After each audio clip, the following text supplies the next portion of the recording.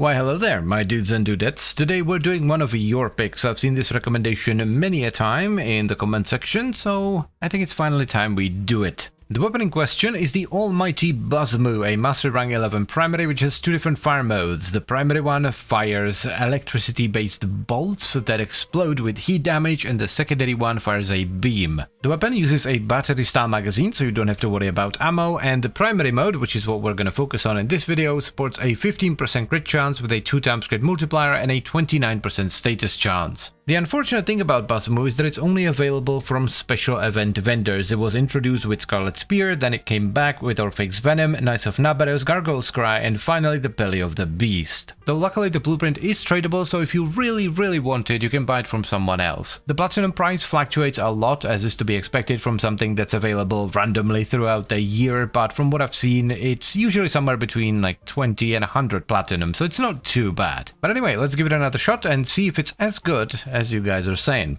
shall we?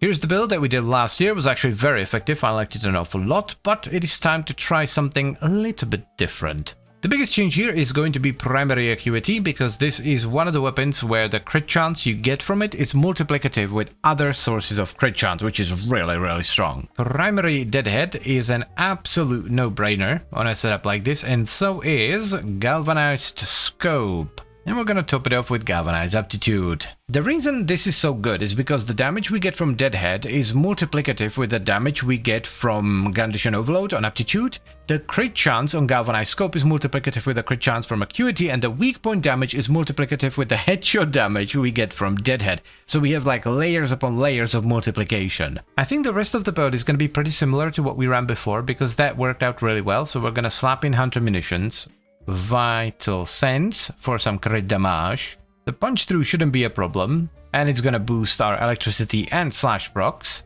And then we can top it off with either Viral or Blast. Both will work.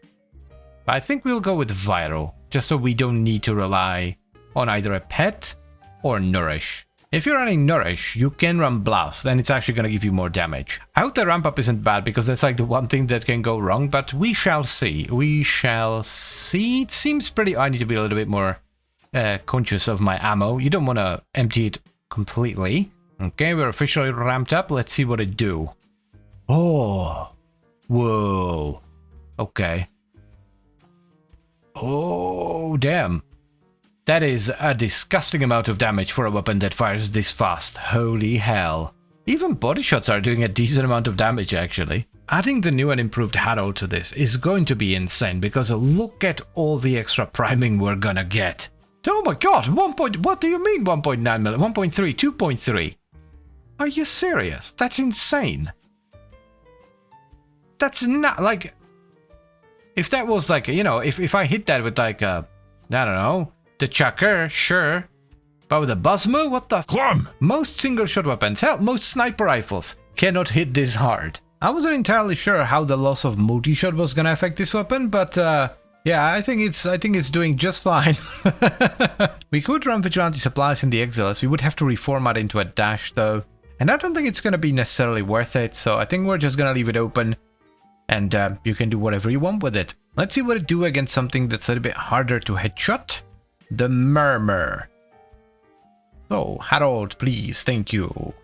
I think it's just fine, yep. It's a little bit harder to headshot them, of course, but even the body shots do a decent amount of damage. And my god, that is so much damage. What the hell? That's nuts. Wow, you were right. This thing is absolutely cracked. Alrighty, this is a max level bounty, so, you know, over 200 steel path, so this is gonna be a pretty good test, methinks. One thing that I love about this is that it's not just doing good damage, right? Because a lot of weapons do good damage, but this also feels really good. I love the way the primary fire on the Basmu feels. Is there a weak point on the car?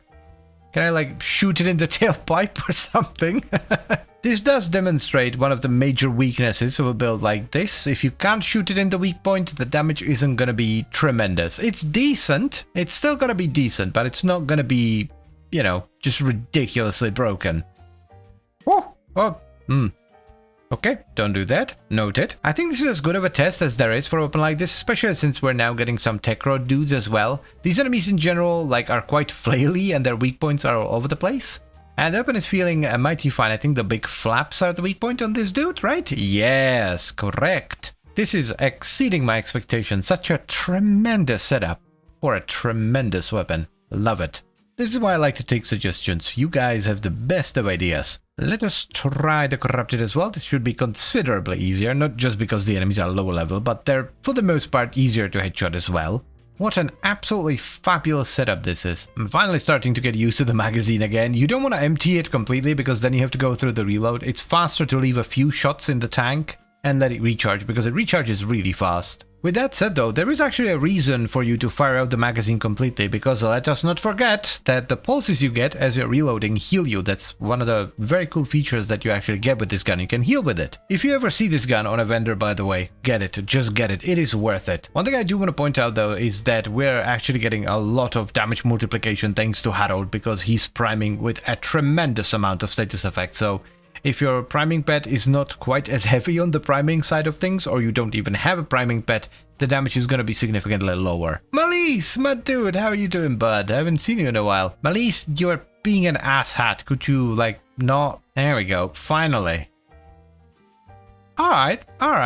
Our buffs kinda fell off, but that was still really good. As is to be expected, this is just really strong. Cool beans, my dudes and dudettes, so let's wrap it up, shall we? Alrighty then, here's the new and improved setup for Basmu. It's actually quite similar to the one we did last year, but it is much stronger. We have Hunter Munitions for slash procs on crits, Galvanized Aptitude for status chance and condition overload, Galvanized Scope for crit chance, Primary Acuity for weak point damage and critical chance, Vital Sense for critical damage, Rhyme Rounds and Malignant Force for vital and status chance, and finally Rifle Elementalist for status damage and punch through. We're also running Deadhead for easy damage scaling, Headshot Multiplier and recoil reduction. The reason this build is so strong is because there are layers upon layers of multiplication. The condition overload damage we get from Galvanized Aptitude is multiplicative with the base damage we get from Deadhead. The Headshot Multiplier from Deadhead is multiplicative with the weak point damage from Primary Acuity, and the crit chance from Primary Acuity is multiplicative with the crit chance we get from Galvanized Scope, resulting in a fully automatic rapid-fire rifle that hits for millions of damage on a weak point hit, with what is effectively a status setup because we're mostly doing electricity and slash. Now, one thing that's very important on a setup like this is priming the enemy with as many status effects as possible. It contributes a lot to your overall damage. This is why I was running Harold with a Patoten that's modded for corrosive, puncture, impact, cold, radiation and magnetic. Please do not underestimate how much this helps. It is the difference between hitting for hundreds of thousands of damage and millions of damage.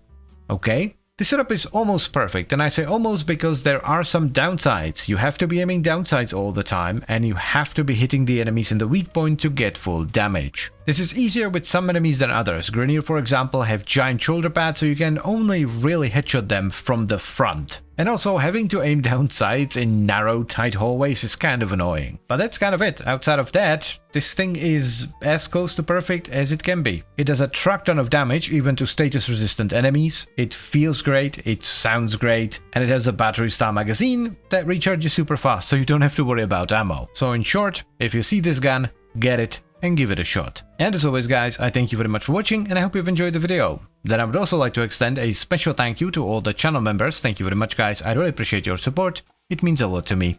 And I'll see you next time, bye bye.